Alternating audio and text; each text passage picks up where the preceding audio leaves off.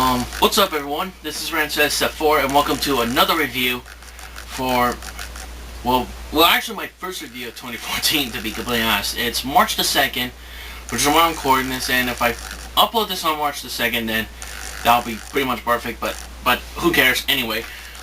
Today's review is going to be a Wii U exclusive game that is the first major Wii U exclusive game of this year, which many people claim will probably be a great year for the year of Wii U, next to PS4 and Xbox One, so because of the major games coming out for the system for it, and yes, you probably might know they're first party titles pretty much.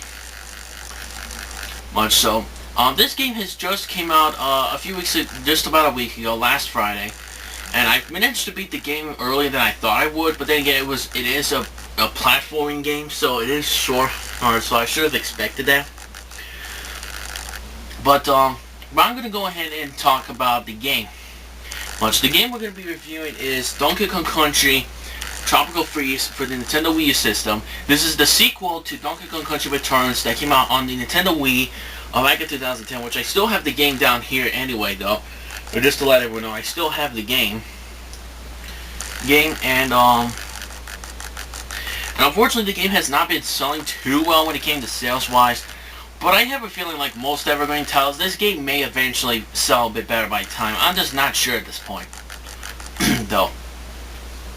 So, what is Donkey Kong Country Tropical Freeze all about? Well, it's pretty simple. Tropical Freeze is pretty much the story. The story of Tropical Freeze is pretty much that Sea Vikings have actually come to Donkey Kong and are trying to take over it. But however, in order to do that, they have to get rid of Donkey Kong and his friends, Dixie, Diddy, and Cranky Kong, in order to conquer their island. And they also were doing this in the middle of Donkey Kong's birthday as well. So I guess this marks a certain anniversary for Donkey Kong, I guess, because of that opening scene, but I don't really know exactly. So the Sea Vikings blow them away. Now Donkey Kong have to do is his friends have to do is go back to Kong Island, defeat the Sea Vikings along the way, and then pretty much get back to home. And like, the plot's pretty simple. I mean, to be completely honest though, plot's pretty simple. It's very common in platforming games. The story's not really the main focus of platforming games, except for maybe a couple certain ones. Like one of them just recently came out is is Strider, actually. And even though I didn't play the game though, actually I did see a playthrough of the game. It does have a story on it though, but like I said, most platforming games are not really about they're not really mostly all about stories pretty much, so it doesn't really matter. So we're going to go ahead and talk about the game itself. So what did I personally like about the game? Well, I'll definitely say that most of the things that I liked in the game were pretty much improvements. Actually, the majority of the positives that I personally like were improvements. And I'll explain, and I'll tell you one of them that in my personal opinion was an improvement.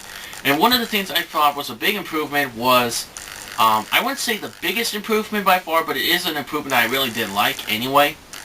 And that's the graphics / level design. So let me explain why did I think the graphics were improvement from the original. Well, obviously you probably know that. Well, obviously the graphics are probably better than Country Returns, simply because it is on a successor. Just because it is on the Wii U, Nintendo's first HD console, compared to the Nintendo Wii, where it pretty much last gen sort of technology with motion controls and stuff. However, in Donkey Kong Country Tropical Freeze, though, because on the Wii U is now a powerful HD console, the graphics look pretty good and amazing. Actually, especially the level design. I thought the level design was an improvement of the game, because in Donkey Kong Country Returns, you had some levels in that were very similar to other ones you already played early in that game. Therefore, you would get bored by the level designs, because some would look too similar. However, Donkey Kong Country Tropical Freeze, however, every level you play feels completely unique and different every time you go to a different one after you beat one and go to the next stage. Whereas in Donkey Kong Country Returns, because that some of them in a row look too similar to the other one, you do get bored by it, but in Tropical Freeze, you don't. Because each one feels unique and good. And plus, keep in mind, because it's on an HD console, and the fact In fact, if you're playing on a big flat screen, the graphics look so gorgeous on an HD console. I really ain't gonna lie, it looks really gorgeous. Oh, sorry. And that stuff, and especially the textures. Now, the textures on Donkey Kong and his friends actually look really good because the textures on their fur makes them look like they're actually hairy and very furry in terms of the fur. So while the textures on everything else looks pretty nice, not great though, but nice anyway. Now, do I personally think this game does make full utilization of the Wii U's hardware? I would say not exactly, simply because that, like I said, I do think they could have maybe done a bit more on the texture, besides Donkey Kong and his friends on the fur.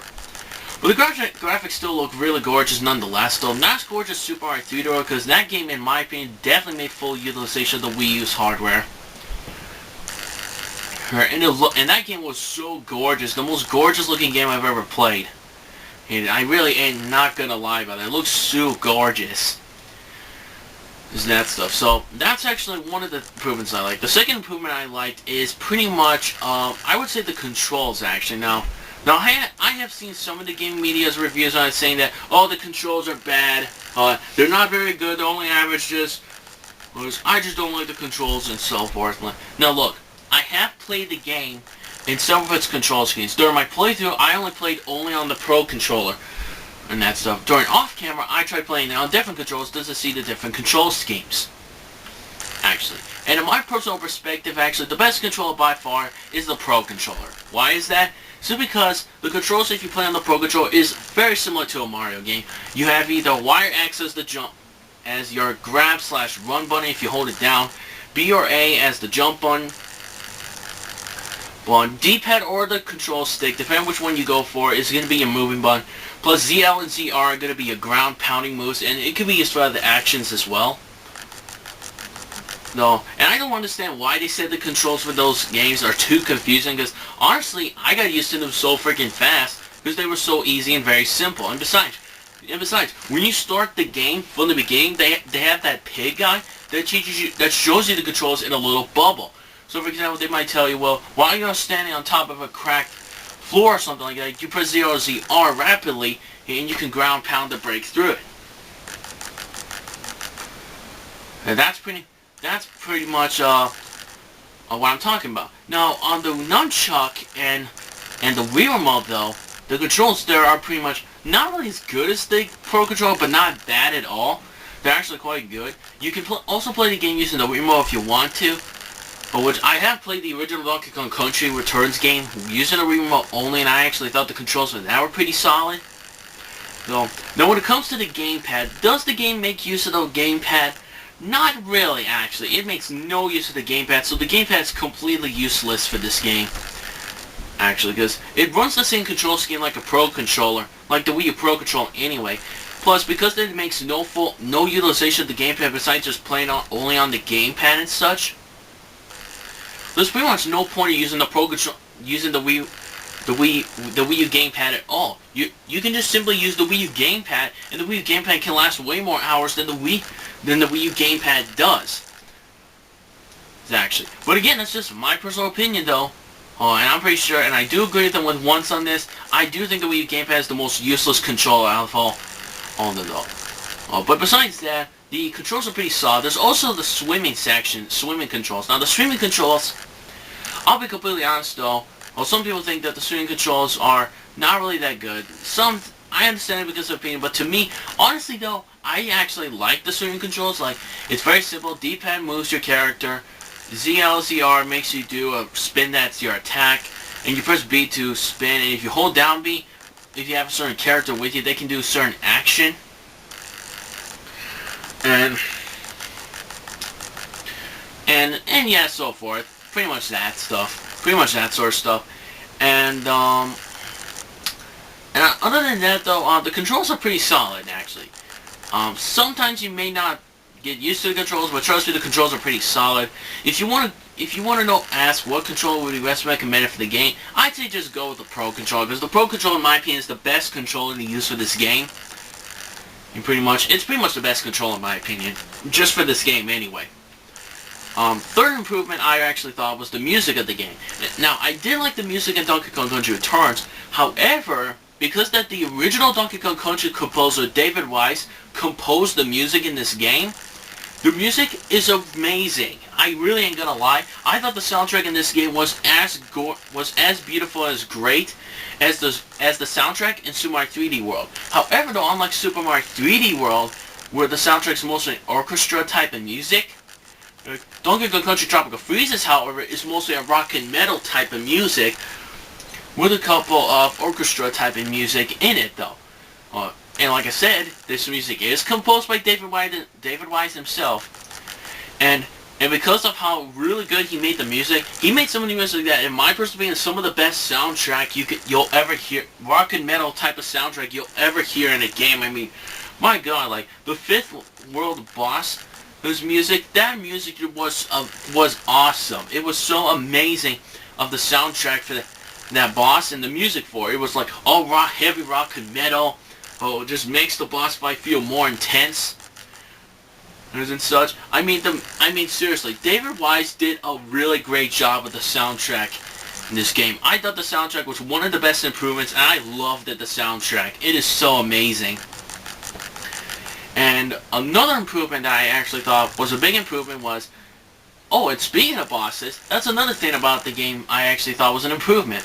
I thought they definitely improved the gameplay, including the bosses. Now, the reason I say they improved the gameplay is because they kept, like I said, the controls are solid, are pretty much solid and stuff. But keep in mind, they also have interactable backgrounds. They also have 3D dynamic cameras that completely make the gameplay feel different. While not unique up to the point where it's revolutionary, but very interesting changes and stuff, though it looks good. Especially the bosses, they're really big, huge improvements. I thought they were way better than the ones from Returns. Though, some of them I do feel take a bit long, though. Take a bit too long to beat, but it takes the same number of hits like it does to kill him. Like, pretty much 3 hits per round. Well, after you hit him 3 times, you hit him the next 3 times, and after you hit him the last 3 times, you beat the boss. It's very simple, although it still takes a long time to beat him, but at the same time, to be completely honest, though, it's not bad.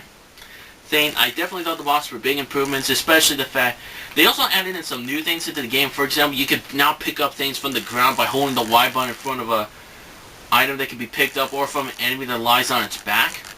You pick it up and then you can pretty much throw them. It's pretty much a reference to Super Mario Bros. 2 on NES, because the director of this game is actually the same guy that directed Super Mario Bros. 2 on NES. Well, so that's why he added that in as a reference to that game. And sorry, I just have to constantly do that. Yeah. Especially, and again, the gameplay's pretty much a 2D platformer, but again, the gameplay's pretty fast-paced and intense, pretty much, because there are some levels where basically you have to get away from the Star Roger that can kill in 1 hit, and so forth, and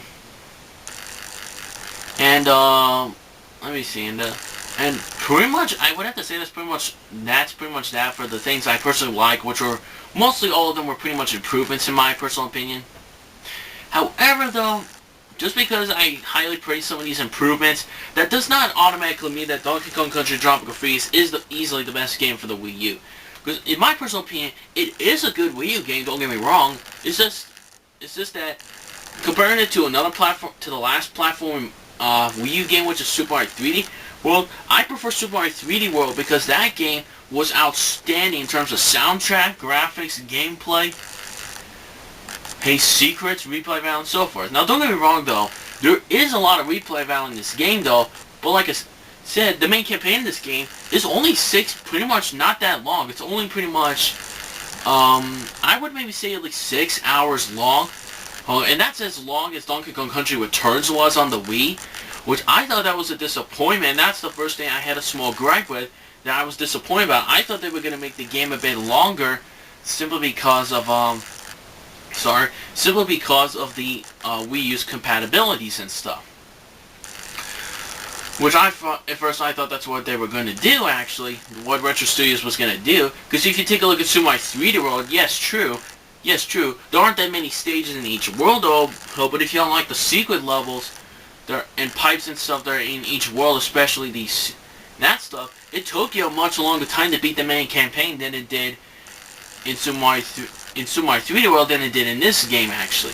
Especially you got the four secret worlds in Super Mario 3D World, where some there are pretty much harder versions of the previous stages, especially some different new ones that were not in the original worlds. And because of how long it took you to get every gold flag, every stamp in the game, except for the last 5, especially the stars and so forth, actually, and that stuff, it took you pretty much at least 15 hours to beat Super Mario 3D World 100% completely. Now, when it comes to Donkey Kong Country Tropical Freeze, though, I don't really find I thought the replay value was a bit disappointed, though, in my personal opinion. I'm not saying that there's barely any replay value. There is quite a lot, because you still have, just like Donkey Kong Country Returns, you have the secret levels in each. You have a secret level that can only be unlocked if you get all the Kong layers in every level in the game, or pretty much every level in each world. Then once you beat that stage, which pretty much those stages have no checkpoints, which makes them super hard. Actually, you unlock an item that'll take you to the secret world. Now, I can understand maybe if you get all the Kong layers and still get the relics, and then manage to unlock some secret worlds after, then I could see the replay value in this game being way more. Alright, but I was kind of disappointed with the amount of replay value. But again, there is still a lot in this, just not as much. I was just disappointed that there's not as much as there was in 3D World. Though I know some people may disagree with me at that, but that's just my personal opinion, though, on replay value. There is still a lot of replay value, I'm just a bit disappointed about it. My second dislike is, I personally thought that they should have added in checkpoints into the boss fights.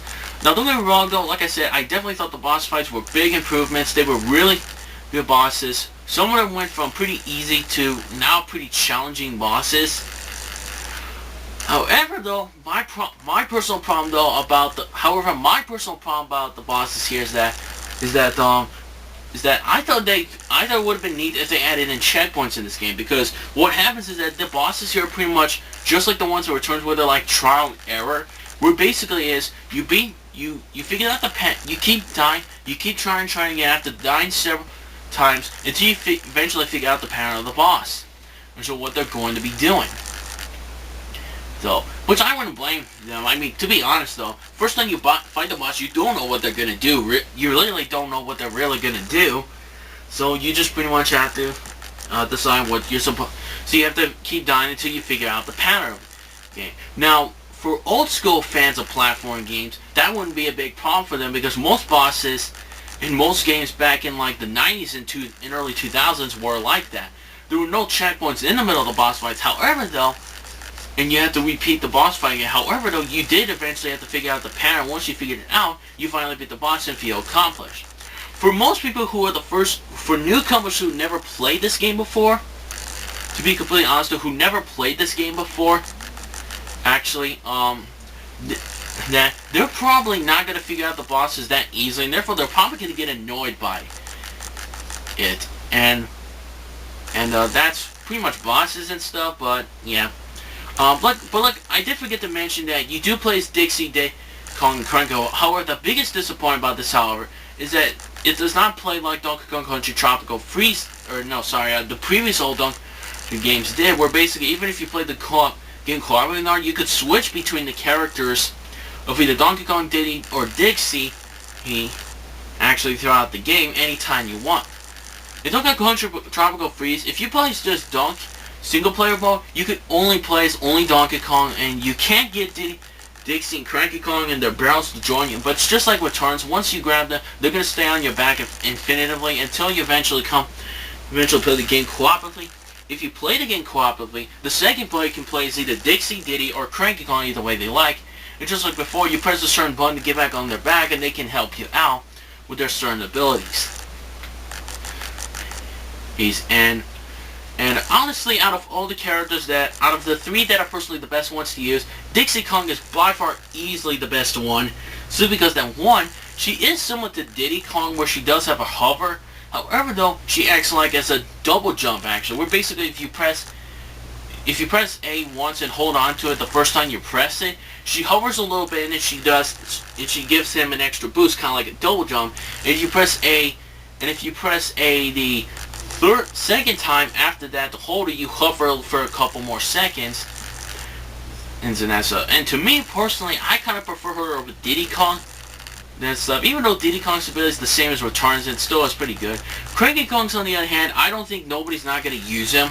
Actually, because while he is useful for the extra height and jumping, and especially his pogo can help him save him from spikes. Like if Donkey Kong falls on spikes, it takes hurt. Cranky Kong could come in handy for that. However, though, Dixie Kong is going to do a better job at that, pretty much. So Dixie Kong is by far the most overpowered one by far, which is kind of disappointing. I thought they were going to balance it out with Diddy Kong and Cranky Kong, but unfortunately they did not. Which is very disappointing, though, in my personal opinion, but it's just characters, so if you prefer Cranky or Diddy, then that's completely fine with me. It's just that to me, I think Dixie is the best one of the bunch. So that's just my personal opinion, though. That's so. And I'm pretty sure there was another thing I did that I was disliked about the game. I'm pretty sure about that. Oh yeah. I did try out the game cooperatively with my friend. I did try out the game cooperatively, actually. With I believe it was with my friend or sister. I don't remember. We tried to cooperative, and let me tell you, the game is way harder in a cooperative standpoint. Way harder than doing it solo. Just because you could accidentally get on your opponent's back during the middle of a boss fight or something like that. And trust me, it does get annoying, though. It does actually get annoying. And I didn't play the game cooperatively on my camera, but I did play cooperatively off camera, though. So, overall, what do I personally give Donkey Kong Tropical Freeze a rating of? I'll definitely say this. It's not. Is it a really good game? Yes, it is. Is it one of the best? Is it one of the best games for the Wii U so far? I'll be completely honest. I don't really think it is the best game for the Wii U as of right now. That title, in my opinion, still goes to both Wonderful 101 and Super Mario 3D World, because those games were really outstanding, in my opinion. Really fantastic games. I'm not saying that Donkey Kong Country Returns is a bad game. Or, not Returns, I mean Tropical Freeze is not a bad game. It still is quite good, and I definitely think it is an improvement for Donkey Kong Country Returns. But not by a whole lot because of the disappointments I had with the game. Hey, to be completely honest, though, but I do like some of the improvements they made in the game, which makes the game feel a lot better. So overall, I give Donkey Kong Tropical Freeze, and I'm sorry that I said that twice. I give this game an 8.25 out of 10. Actually, I definitely do think it's an improvement from Donkey Kong Country I'm speaking too fast. Donkey Kong Country Returns, but not by a whole lot, though, because of some of the problems I had again. For example, the trauma error on the bosses, where you have to restart from the very beginning, keep doing it until you eventually beat the bosses. And that while there is still a good amount of replay value, there's not as much as I was expecting. I was hoping a bit more, but there really isn't. They just gave it the same amount of replay value like Donkey Country Returns is, but like I said, there's a lot of replay value and so forth. However, because of the really huge improvement in the graphics and level design, the amazing soundtrack, solid gameplay and solid controls, especially the swimming controls, sections and stuff, and secrets, and that stuff. Even though, to me personally, I don't think the secrets are as creative as they were before, though. I thought the game was pretty good. So, again, Donkey Kong Country Tropical Freeze gets an 8.25 out of 10. An improvement from Returns, while not by a whole lot, is an improvement from Donkey Kong Country Returns. So, if you're a fan of platformers or Donkey Kong games, this is a must-buy for those people. But if you're not a big, huge fan of platformers nor Donkey Kong, or you don't know anything about those types of games or Donkey Kong in general, then I would say maybe skip it. Or if you do want to give the game a try, if you're a newcomer, I would say rent this game first before you give the game a try. And it is disappointing because it seems nowadays most people don't really seem to care much about these platforming games anymore, because all they care about pretty much is most of them care about is pretty much story-based games, Call of Duty, and those types of games. They don't know too much about games. But I understand it's today's economy where most newcomers in today's economy of games, of the gaming industry, don't know much about these platforms because they never grew up in the 80s or 90s. And I do fully understand that, but still, it's a good game. Platforming Donkey Kong fans will definitely enjoy this and definitely will buy this game. It's a must buy for those people, people who are not